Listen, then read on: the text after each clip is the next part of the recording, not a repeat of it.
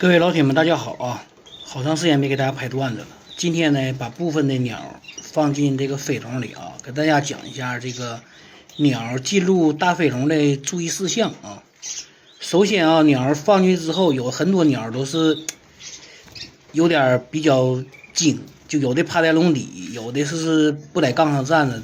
那个跑在笼子边上。这样的时候，老铁们不要着急啊，让这些鸟静一静。尽可量的少打搅它们啊，能有个2个小时左右的时候，鸟自然就会找杠啊，上杠了。再一个，鸟进入飞笼的时候啊，水，咱们的水罐老铁们啊，一定要多放啊，就高的矮的地方都要给它们放上水，因为鸟刚步入这个飞笼里头的时候啊，它比较惊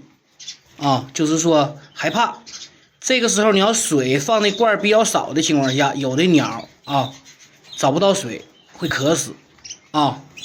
这是一点。再就是说，咱们给鸟放食的时候啊，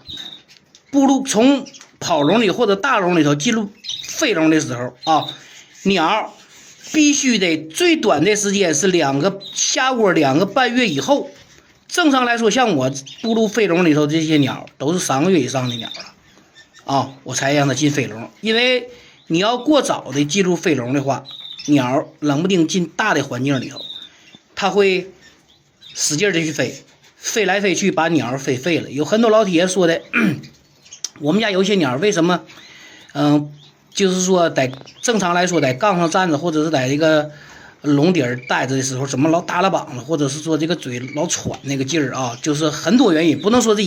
我说的是一个点。而且你到跟前的时候，膀子周上去了，完吃食什么都正常，这个就是有可能就是说啥呢？就是在给鸟太小了，进入大飞笼里头给飞废了啊。这个是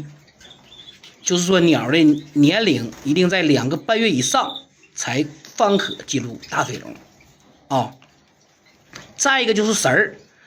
步入飞笼里的时候，这食儿啊一定要给些好的，就比如说梳子啦，这个油菜籽啦和亚麻籽啦，一定要多给点。油料一定要多给，最少给它15天到20天左右，陆续的往下撤一些油料啊，一点点撤下去就 OK 了。不能说进入这里头了之后，直接就把油料撤了，直接就是白尖谷子，这是绝对不可以的。因为鸟进入这里头以后，它来回飞